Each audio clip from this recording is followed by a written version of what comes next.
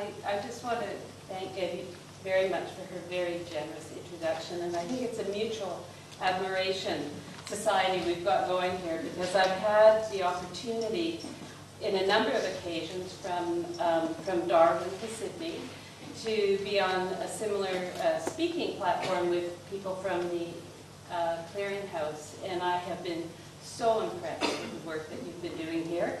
And I'm very excited about bringing some of those ideas home, because I think some of the innovations that have occurred in Australia are going to be very important to bring back to my country and talk about things I've learned while I was here and improvements that I think we can make in our country. So I think we can learn from one another, and of course, always, I do understand and respect the fact that in every community and country, while we all face the same very challenging and difficult issues, we structure our responses differently because of the different capacities and resources, and quite frankly, the different politics that we're dealing with in every community.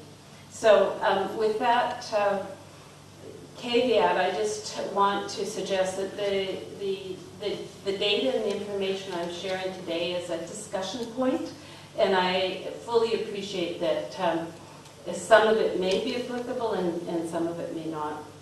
I also would like to say how much I love this kind of a forum where there's so much discussion. Just this morning I've learned so much from listening to the give and take and the discussion that's occurred. In fact, as I was sitting there, I was thinking, oh, I should have put in this slide or that slide.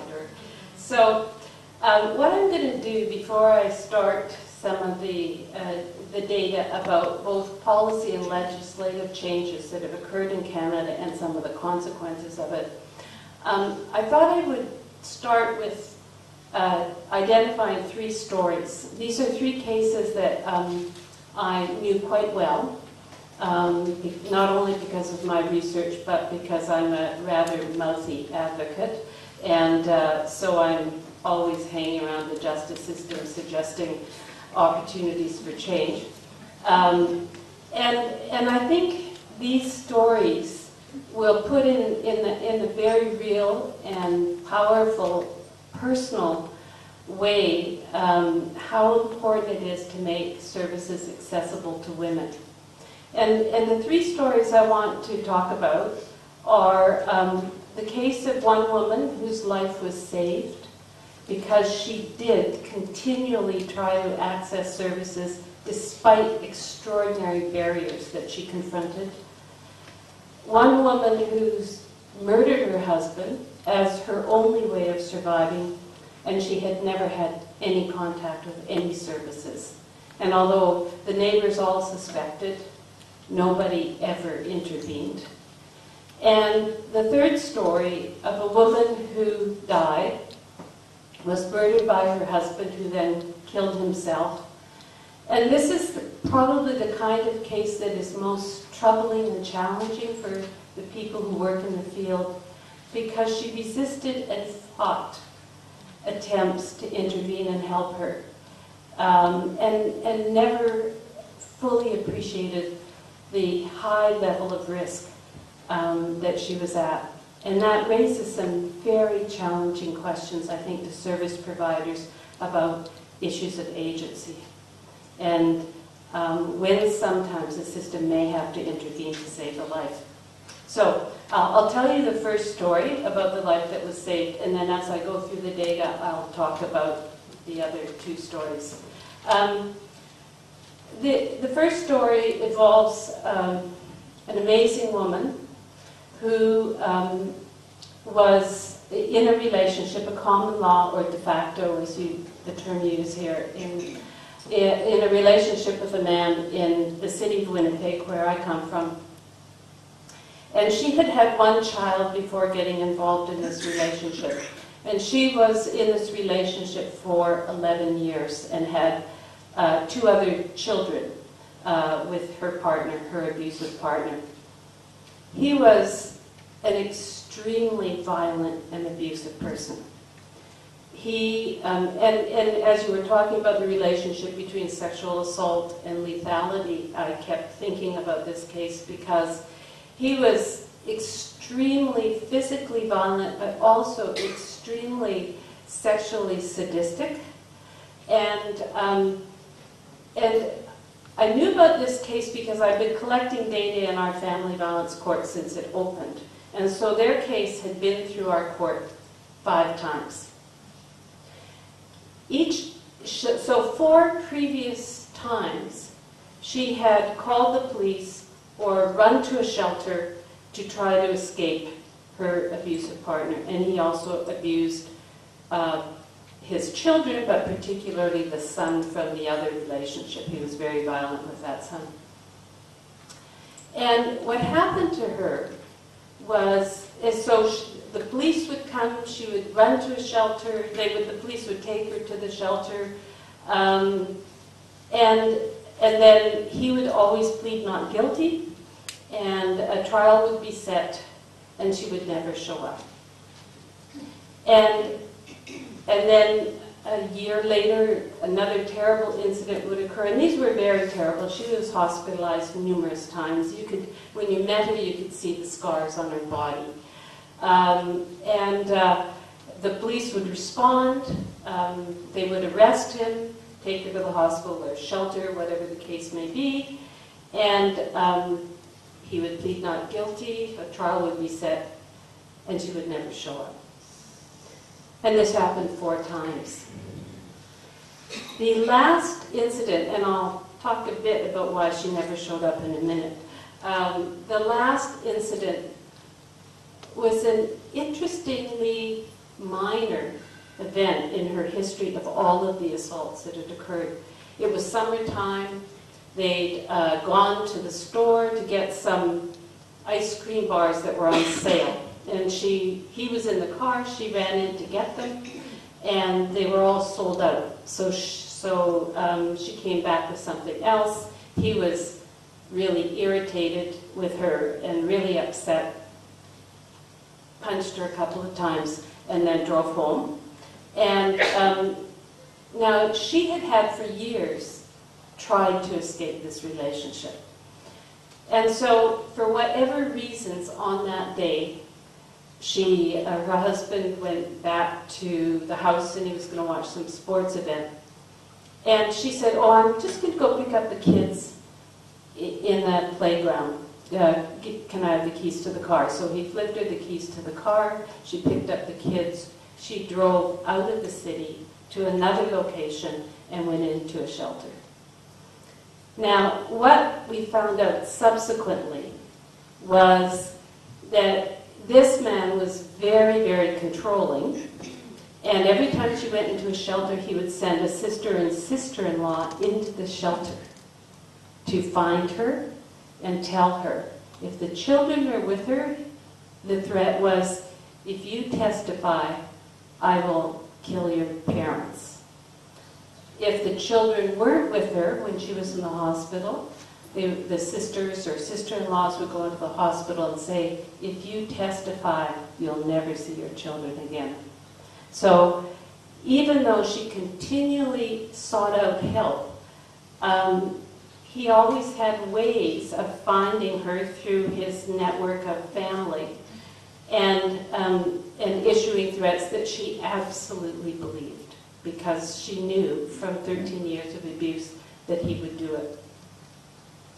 One of the things that she was always puzzled by was how he always could find her, whether she was in the hospital or the shelter or whatever.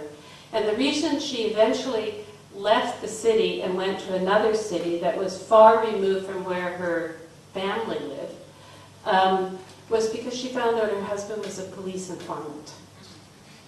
And what her husband was doing when she reported was getting the officer that he was the informant to tell him where she was. So the police officer was complicit in the control. Now, all of this is the bad part of the story and not a success. the good part of the story was when she got out of the city and went to a shelter outside of the city, she immediately told the director of the shelter what was going on, that she couldn't trust the police because her husband was a police informant and he had inside information, etc. The shelter director phoned the chief of police in the city and told him what was going on. And he immediately assigned 2 officers, and only those 2 officers could have access to the file. It was a locked file because everything's on computer. But before they began the investigation, he looked to see who was trying to access her file. And of course it was the police officer who was using the husband as an informant. So the good part of this story was the police chief trusted the shelter director, and sometimes that doesn't always happen. He trusted the woman to believe that one of his officers was in fact breaking the law and perpetuating this violent relationship. And he assigned 2 officers, and they were the only 2 officers who had access to that file. So immediately they put protection in place. The husband was arrested. He pled not guilty. He went through 7 lawyers, all of whom advising him to plead guilty. And so it took 1.5 years for it to go to trial. And I tell you this story because what we have learned is, and I know we all come from a common law tradition, the British common law tradition, is justice delayed is justice denied. And I spoke to the prosecutor who eventually prosecuted this case in court, and he said, you know, we felt like we were failing because it was taking so long. And of course it wasn't prosecutor-induced delay, it was the defense lawyer-induced delay because he kept going through all these defense lawyers. But he said, what I learned in this process is sometimes you need that amount of time. That woman was badly damaged physically and emotionally, and her children as well.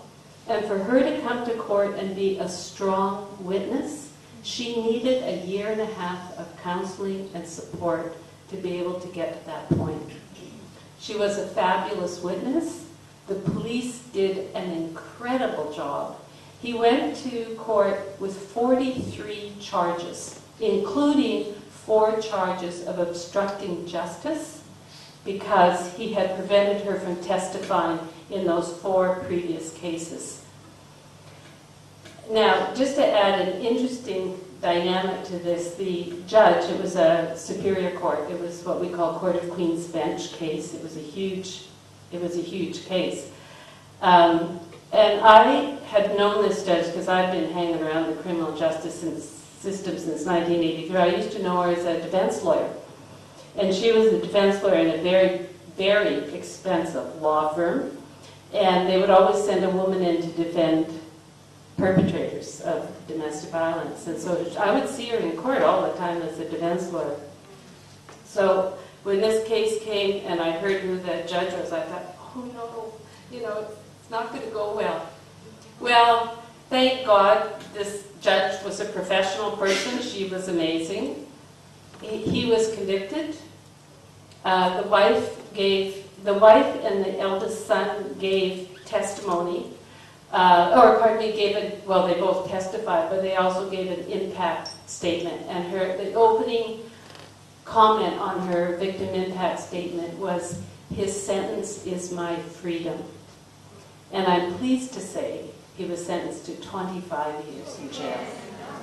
So it was an extraordinary story, but I'm telling this as the opening story because I know we have made perhaps a love-hate relationship with our justice system because it's technical, it's difficult, it's troublesome, but sometimes it's what it takes to protect women.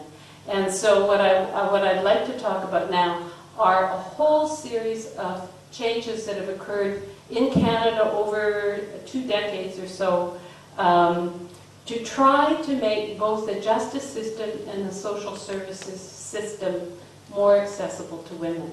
Because if they're struggling on their own, they're much, much more vulnerable. So let's see if I'm going. Okay, I hope that's large enough. Change began in Canada in the early 1980s. And the very first report, National Report on Domestic Violence, was tabled in the House of Parliament in 1981. It became a huge national issue because when it was tabled, members of the House of Parliament made wife abuse jokes. That it was disgusting. They didn't take it seriously. The press was there. Women's organizations across the country organized. The Prime Minister was hugely embarrassed by this event. And as a result of that, there was so much outrage across the country at the inappropriateness of that response that the federal government, for the very first time, was forced to act. So sometimes bad things can lead to good results. The Solicitor General of Canada issued a directive in 1982. Prior to that period, we really had a double standard. If you hit a stranger, it was a crime. If you hit a family member, it was a personal tragedy, and you should get counseling. So what the Solicitor General issued was, if there's evidence of a crime, you must arrest, regardless of the relationship between the victim and the accused. So the first guilt money that we see from the federal government came out in 1983. And that was directly a result of the humiliation that occurred in the House of Parliament. There's no doubt about it. $40 million for a 4-year family violence initiative that prioritized wife assault. That was followed by a second one in 1991 of $136 million.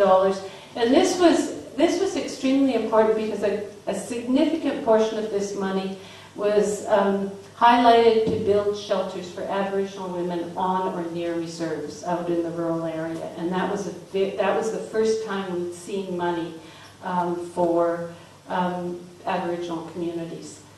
Followed by that, there was in 1991 $2.5 million to establish 5 centers of excellence for domestic violence research in Canada, of which I come from one of them.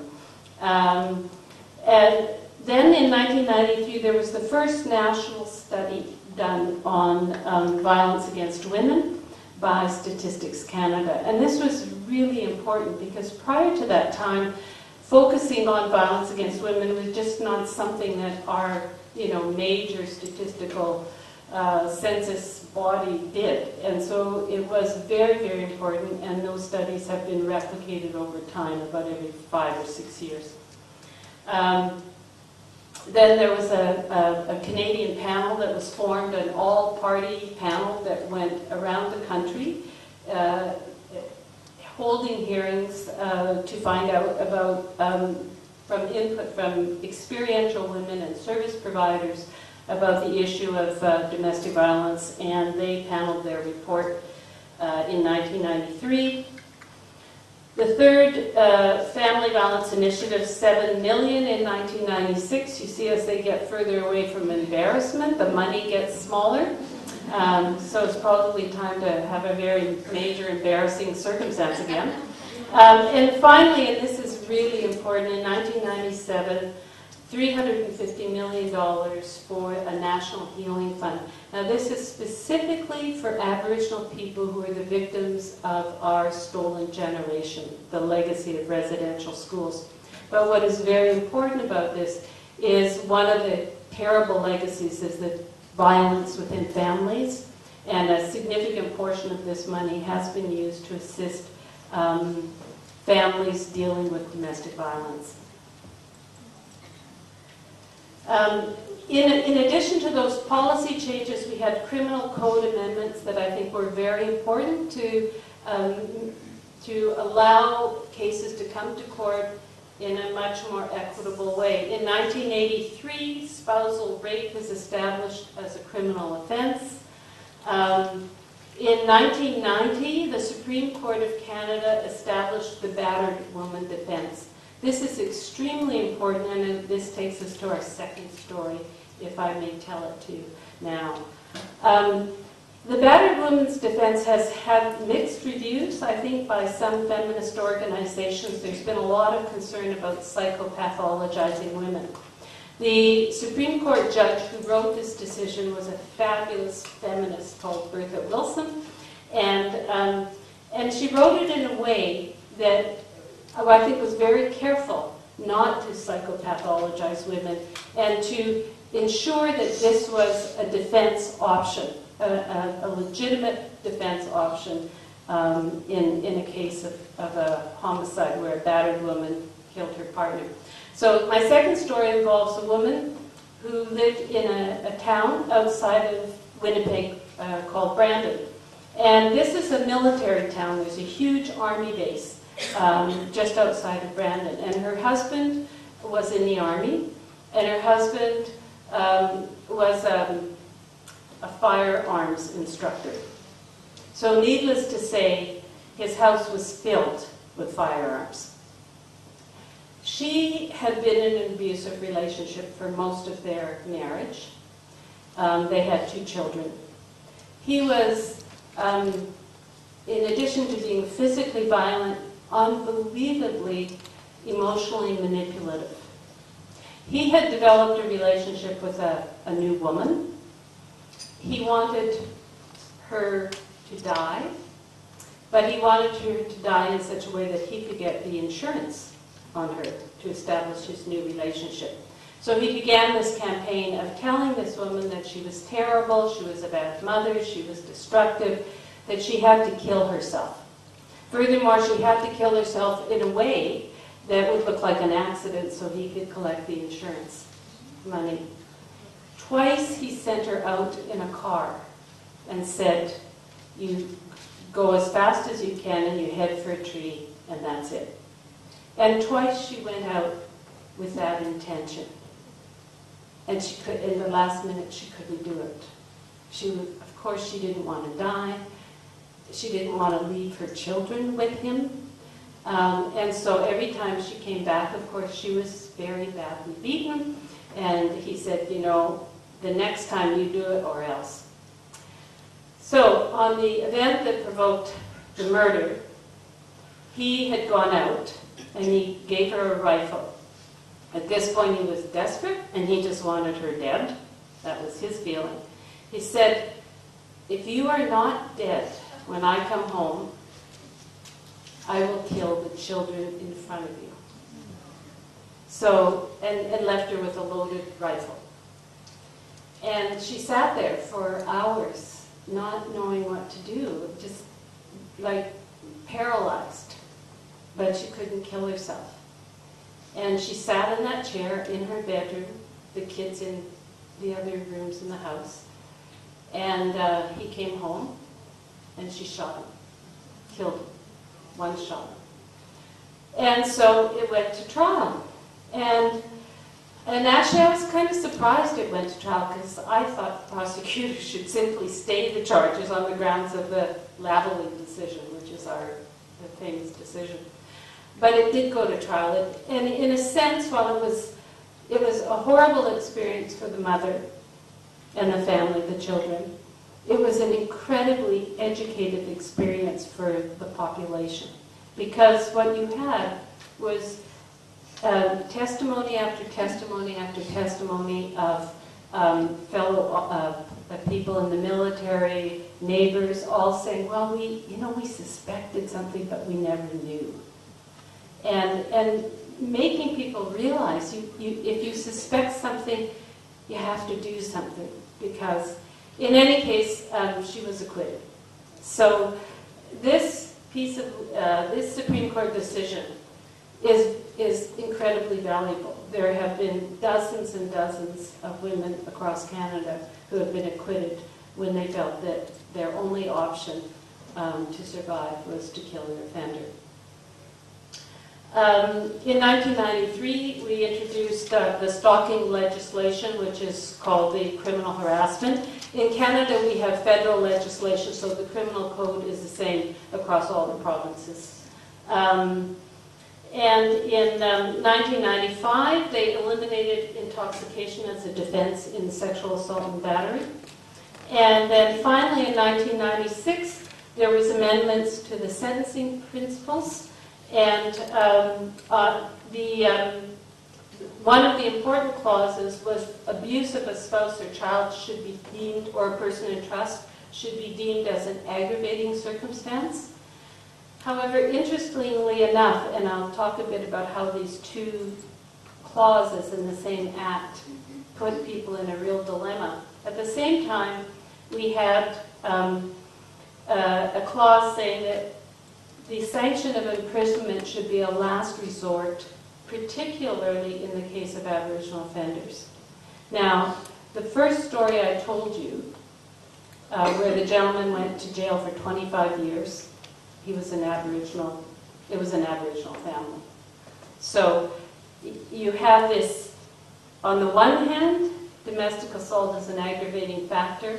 On the other hand, the same piece of legislation, one or two clauses later, is saying in cases you should avoid imprisonment as a last resort, and this is particularly true for Aboriginal people. And so we have an incredible dilemma in our society today about how do you deal with both clauses, because in many individual cases they are contradictions.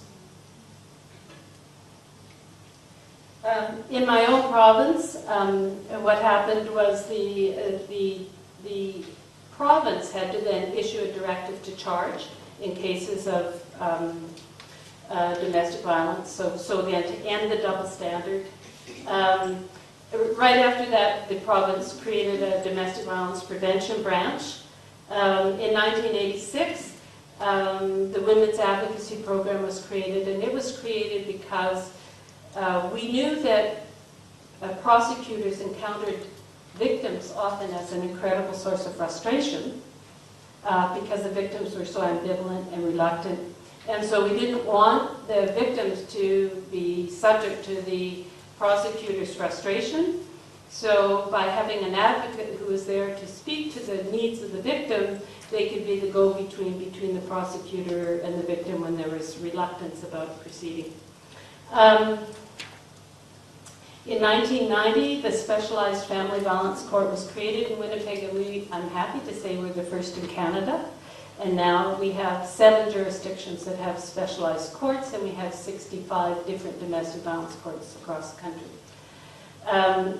One of the things that comes out of specialized family violence courts when you introduce them in your community, and I know you have some here, in Canada it massively increased the number of women calling the police, and it also massively increased the arrest rate.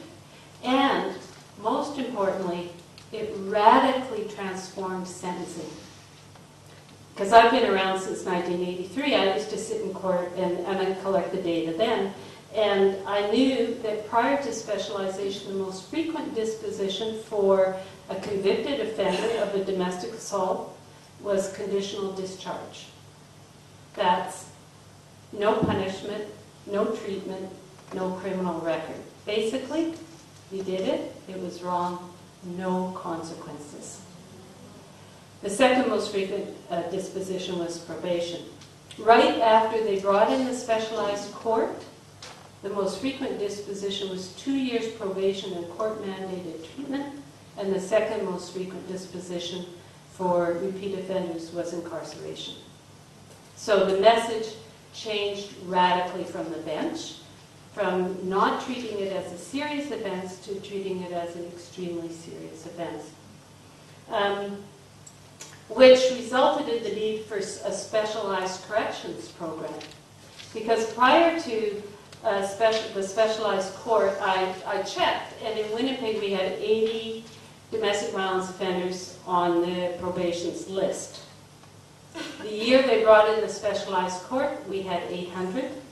And the second year after that, we had 1,500. So corrections was overwhelmed, and they had to develop a program to provide the treatment. And actually, I have to tell you, it was my most favorite lobbying event, because I went with the chief judge to lobby the Minister of Justice. And what the chief judge said is, if you don't want to make a mockery of justice, you have to put in a program that will ensure that in those 2 years, those offenders will get treatment. And chief judges are very effective lobbyists, I found out. We got it. So now all of our correctional programs offer treatment programs, both either in jail or in the community. In 1993, there was a reiteration of a pro-arrest policy within our own city called the zero tolerance policy. In 1999, we brought in civil legislation like your DVOs, it's protection orders. And in 2000, they introduced a special domestic violence unit in the provincial prison. I want to start the data with some data that I think is very shocking, but also very important. A Canadian journalist, Brian Valley, did a comparison that I think is a comparison worth note. He looked at all of the war and police casualties in the countries of Canada and the United States, and he compared that to all of the female domestic violence casualties, homicide victims in Canada and the United States. And of course, what we know is that when a soldier or a police officer falls in action, it's headline news around the country. In Canada, when a woman is murdered by her husband, it may or may not make the front page for one day in the local newspaper. It's not national news. And so our awareness of how lethal domestic violence is in the country is just not fully developed. It's not appreciated. And I think we need to be reminded over and over again of how important it is to intervene early, because if we don't intervene early, it's lethal. Okay, having created all of these changes, both in policy, funding, and legislation, we still face some incredible challenges trying to respond respectfully, sensitively, and effectively in the area of domestic violence. So there's 3 areas that I want to highlight. The issue of race, the issue of gender, and the issue of recidivism. Okay, first of all, as I mentioned, when we brought in court specialization, we saw a dramatic increase in women calling the police, and we saw a dramatic increase in the arrests. So it's really huge. Issuing the directive between 83 and 90, we saw a gradual rise, but it wasn't until we brought in a whole integrated justice response that we saw a real increase of women calling the police and a substantial, huge increase in the police arresting the accused. And this is true in all of the jurisdictions where they brought in the specialized court. What I think this means is that women believe that maybe they'll get a better response from the justice system and they're more willing to call the police. One of the concerns, and this is around the issue of gender, there was a huge debate in our jurisdiction and across Canada that pro-arrest policies could be harmful because the unintended effect is that women might get arrested.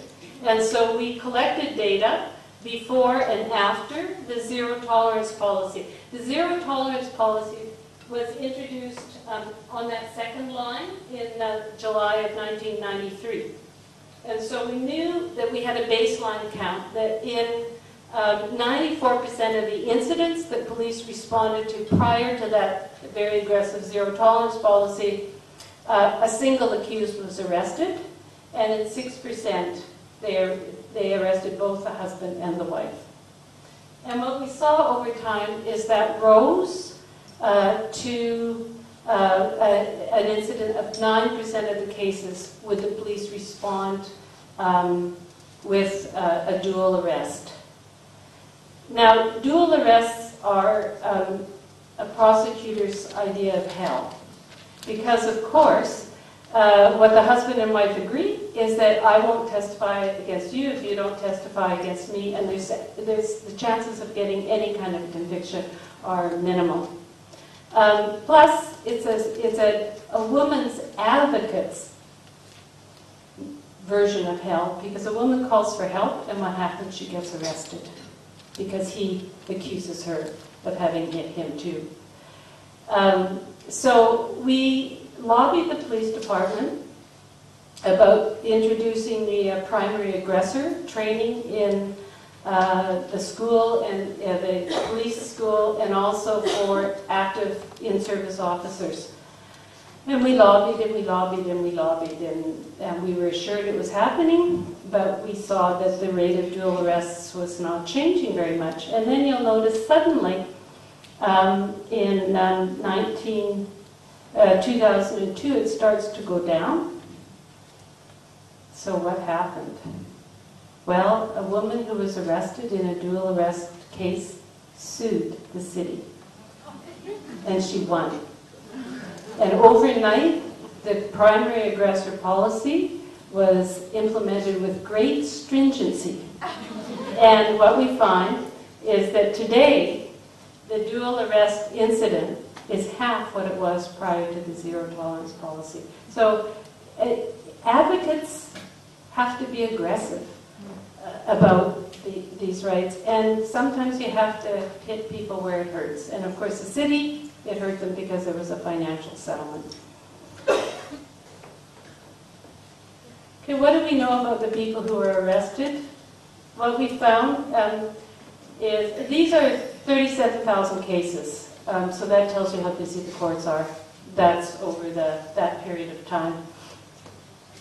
Those 37,000 cases involve about probably 29,000 individuals, because we have some characters who keep reoffending, and I want to talk about recidivism in a minute. But what we find is that the people who are being arrested have a history of violence. You know, by the time the women call the police, usually there's, as we know as service providers, there's been a lot of incidents of abuse, but there's also been other crimes against persons. So of those who have a prior arrest, 77% have a prior arrest for crimes against persons. 51%, or half of the people who appeared before the family violence court, have a prior arrest for domestic assault. 22% for general assault, and 4% for sexual assault or child assault. Because our family violence court deals with all family matters, spousal, child abuse, elder abuse. And here I just want to make one comment about the discussion that we had before break, which I thought was so interesting and so important. I'm also engaged in a study that Gabby referred to, where we interviewed 665 women in 3 provinces and 40 communities over 7 waves of interviews. It's a longitudinal study. And one of the things that just jumped out and hit me in the middle of my forehead was when we were looking at the initial data, we found that 41% of the women reported sexual abuse as part of their history of abuse. And yet, in the Winnipeg Family Violence Court, it's less than 2%. So, again, it's being missed, and I think it's a really, I'm certainly going home from this workshop with a clear message to get more information on this to the police officers, to the Crown prosecutors, and the fact that it's so important to get this information because it's so closely linked with lethality. Okay, I'd now like to talk about our challenge around recidivism. It's huge. It's absolutely huge. What you find is that if you look at people who come into the court as a first offense, the conviction rate is relatively low. And the reason for this is if the victim does not want to testify, if there's a lot of reluctance, if it's considered a low-risk case, we have the Crown attorneys have introduced a a very creative diversion program. What they will do is, with the victim's encouragement and cooperation, they will say to the defense lawyer, well, we can delay the case. We'll get a delayed remand. And if your client attends, participates, and completes a treatment program, then we'll stay the charges. And so in this category here, and sometimes in the category of people who've offended maybe twice, been arrested twice, you'll find the option of a diversion program available to the victim if that's what she wants and that's what she chooses. However, you can see we have a significant number of people who are multiple repeat offenders. And the most disturbing group are those right at the bottom, the 11 to 23 times reoffending. And while our conviction rate is high with them, I'm going to talk a bit about the limit of that conviction, because we're not convicting them on the assaults, we're convicting them on breaches. And why aren't we convicting them on the assaults? Because the women are terrorized, and they've lost any confidence if they ever had any in the justice system. So recidivism is a huge issue. It's not one we've solved, it's one we're working on and struggling to deal with. The only thing I can say that I think is a benefit of having a specialized court is we wouldn't even know this if we didn't have court specialization, and we need to know this because it's so important to women's safety. This is another way of looking at recidivism. You can see I'm really obsessed with recidivism, but it's a huge challenge.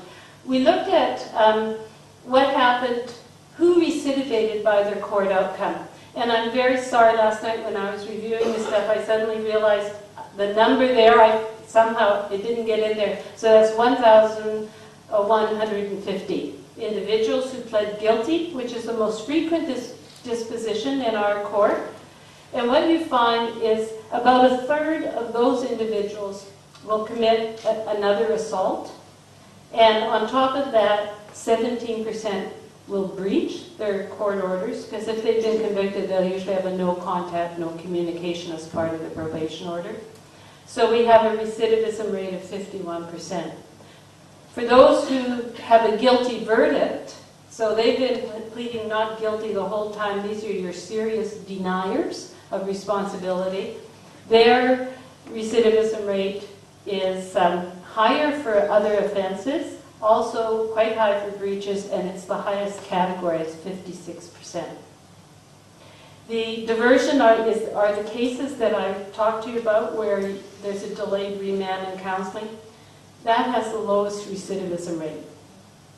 Now, I think that's important because what it tells us is the Crown prosecutors, who are specialists, are making good judgment calls about who are the lower risk people. And that shows up in their lower recidivism rate.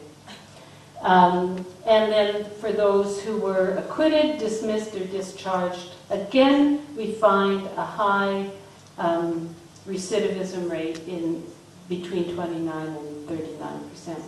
So it's an issue that is that we really need to come to grips with. And for some of these people who are recidivating, going to jail is just a temporary stop on their behavior. It doesn't end it. So what I did to one of my lobbying efforts with the Minister of Justice was we did a very detailed analysis of the 30 most frequent re-offenders. So these are 30 individuals responsible for 2,263 court appearances. 30 people. Responsible for 1,843 charges, 802 police incidents, 789 Crown files, 551 court cases, and 319 convictions. These are 30 individuals. I also had a whole bunch of other stuff that I was taking to the Minister, but what we were trying to do in this lobbying event was to say to the Minister, putting them in jail didn't work. They were going to jail for very short sentences. I don't know if I have it on this slide. No, I don't. I'll have to show you that later. But what we could show him, of those 30 reoffenders, the time between release from jail and reoffense was less than 2 months. Less than 2 months. So these women were living in terror. We took this data and a lot of the details about it to the Minister of Justice for 2 reasons, because I think this is really important. They were getting convicted on breaches, which in our system tends to be considered not that serious. And consequently, in the risk indicators that the justice system had developed, they were showing up as medium risk. And so one of the things we wanted to argue for is you have to look not only at what they're being convicted of, but you have to look at the whole history. And if someone has recidivated 23 times, how on earth could they be a medium risk? And so we were able to get the risk assessment tool adjusted to include frequency as an important risk indicator in domestic assault cases, which I think was a small victory. The other thing that we lobbied for is in these individual cases, jail was not changing their behavior at all. It was just giving, I guess, the victim maybe a 3 to 6 month respite. And so one of the things we were arguing for was a program which is called CORI, that's the acronym, and it's Criminal Organization High Risk Offenders Unit. And this was a unit originally designed for gang members and to manage high-risk gang offenders. But they opened 2 domestic violence units for high-risk domestic violence offenders. And what happens is a single probation officer will have 15 people on their file and 2 assistants. And they are in this person's face all the time. They're monitoring their behavior. They might be in touch with them 3 times a day.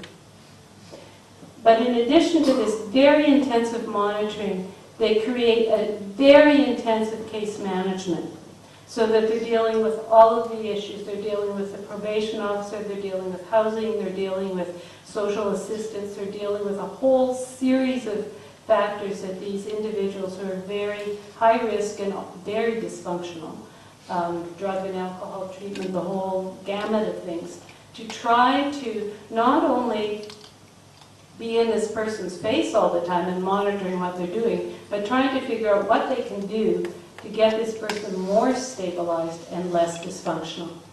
Now, that's considered the CAVLAT program because, of course, it's very expensive. 1 probation officer and 2 other community staff for 15 people. But what I did was I went to the Minister of Justice and I said, well, how expensive is 2,263 court appearances? What do you have to pay a judge for that? And how expensive is 802 police incidents? What do you pay police officers? And so, of course, that very intensive monitoring is a fraction of the cost of this revolving door in the criminal justice system. And so we were able to get that program doubled, which is going from 2 to 4.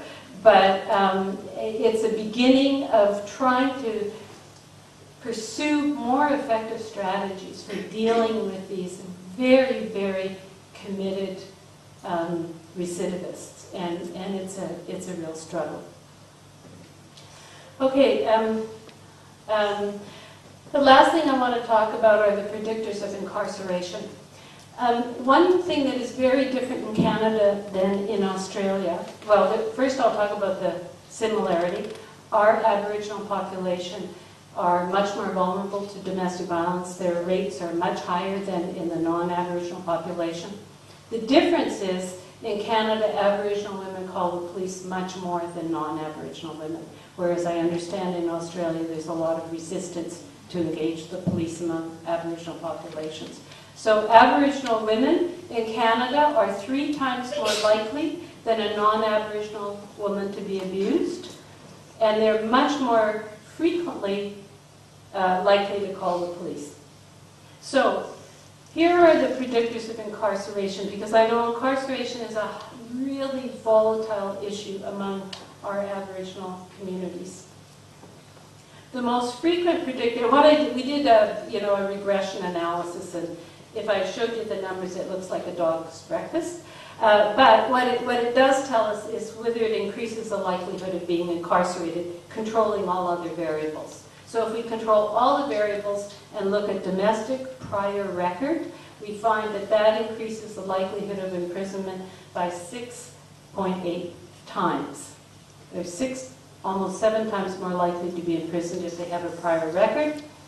If they've breached an order, whether it's a no contact, no communication order or other, it might be a restriction against firearms, whatever, that increases their likelihood of incarceration by, again, almost 7%, 6.6%. If they're a chronic reoffender, it increases their likelihood of imprisonment by almost 4 times, 3.8%. If they are a man as opposed to a woman, that increases their likelihood of imprisonment 3 times. If they're Aboriginal, it increases their likelihood of imprisonment 2.5 times. If it's a sole arrest, this is the dual arrest issue. If it's a sole arrest, it increases your likelihood of imprisonment and use of a weapon 1.6 times more likely. Now, it's the issue around the greater likelihood that Aboriginal people will go to jail that is a huge dilemma in Canada. Because we know that Aboriginal peoples have been victimized. We know a lot of the perpetrators, Aboriginal male perpetrators, have themselves witnessed abuse in their families as they grew up, may themselves have been abused as children, most likely. And so we're in a dilemma in Canada right now. It's an incredible dilemma, and I often think of it as, who do we privilege? The past victims, who are now the perpetrators, the current victims, who are now the adult women victims of domestic violence, or the future victims, who are the children who are being raised in those families. And we're in this dilemma of how you can't meet everyone's need, and yet their claims to consideration are valid, but how do you keep people safe if you privilege the past history of the perpetrator, the past history of abuse of the perpetrator? And one of the ways where I think there is some hope is around this CORU program, where instead of putting these men in jail, you put them in a very intensive supervision program, but also a supervision program that offers them real alternatives in terms of livelihood, in terms of support for drug and alcohol, etc. But it's not a problem that we've solved, and it's a problem that we really struggle with because the incidence is so high, and it's a terrible dilemma. Okay, finally, what are some of the outcomes? In 1993, we introduced that very aggressive zero-tolerance policy. And prior to that time, Manitoba had, my province that I come from, had the horrible distinction of being the domestic violence capital of Canada. We had a very high incidence of domestic homicides. But I felt that after those changes, the much more aggressive intervention, that there must have been some changes. So I asked Stats Canada to run the data from 1993 to 2002, which was when we had the data for. And what we found was that Manitoba became the lowest in Western Canada and the 3rd lowest in the country. So I know that homicide data is always tricky to interpret, because a lot of things influence that, and it's very, very complicated. But I think that this may be some indicator, because Manitoba and Saskatchewan have absolutely identical demographics in terms of presence of Aboriginal people in our community, about 13% of our population, and also the same demographics in terms of the age, composition of the community, all of which have a huge impact on homicide rates. And so what was interesting is Manitoba had gone through this roughly 10-year period of substantial criminal justice reform, and Saskatchewan hadn't. And so I'm hopeful that at least some of that drop in homicide rates reflects that more aggressive intervention. Here's the police-reported spousal violence. This is for all of Canada. And what we find is the rate that females are reporting domestic violence has dropped. And also, well, there's a very small percentage of men who are reporting, and that's pretty much flatlined. That hasn't changed dramatically. And lastly, national homicide data by gender. We're seeing a decline nationally. And again, I'm only presenting these in a very cautionary way because we know that it's also affected by the age of the population and other demographic changes. So we're hoping if this trend continues, it may mean more than just possible changes in demography. But let me end with my final story. Do I have time? And this is the story that I think indicates how complicated it is for all of you who work in this field, and that is the victim who's resistant to help and resistant to cooperation with the system. And this was a woman who was married, has had 2 children, and she separated from her spouse. She had reported him once, about 3 years earlier, for an assault, and I think eventually the case was stayed. And so what happened was she decided to separate from her husband. Unbeknownst to her, her husband had set up, he tapped her phones. And he had some system he set up in the garage so he could tap into her phones and find out what she was doing. She went off on a weekend with her girlfriend to the States, and he got really enraged. He kidnapped her, took her out of the city, and had hosing. So he was going to gas both him and her to death. And she managed to talk him out of it. And the other thing I should say is prior to taking her and him out to the country to kill himself, or him to kill her and himself, he had sexually assaulted her and had kept her kind of in the basement of the house. The kids were over the grandparents for the weekend, and so during this period of time he kept her captive in the house, repeatedly sexually assaulted her, and then took her out to the country to kill her. She talked him out of it, and he agreed to take all the tubing out and drive her home if she promised she would never tell anyone. And she didn't. Except he had spoken to one of his friends.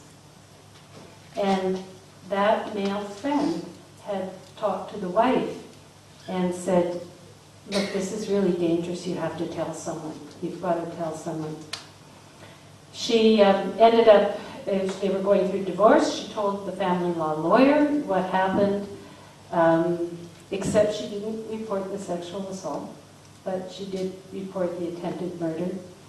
The police attended his home and arrested him, and he was charged with attempted murder, and he was held in custody. When the bail hearing came, she appeared and argued on his behalf, on the part of the defense, to release him, that she wasn't afraid, that it was a temporary aberration, that it wasn't. So she was really resisting the criminal justice system and minimizing the issue of risk.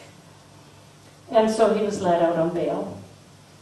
And I think it was maybe a week or 10 days later, she disappeared.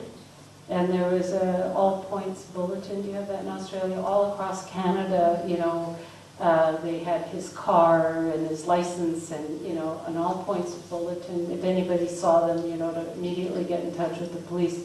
He drove around for about 20 hours with her in the car, her arguing, believing she could talk him out of this behavior.